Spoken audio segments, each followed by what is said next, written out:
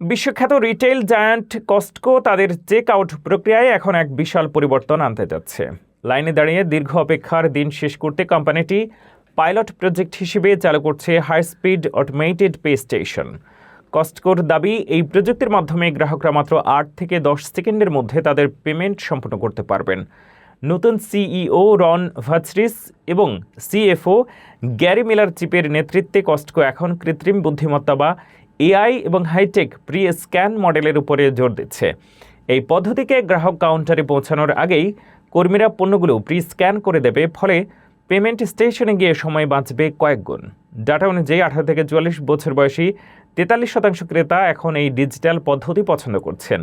মুদ্রাস্ফীতির বাজারেও কস্টকো তাদের পণ্যের দাম সাধারণের নাগালে রেখে দ্বিতীয় প্রান্তিকে 9% বেশি মুনাফা করেছে।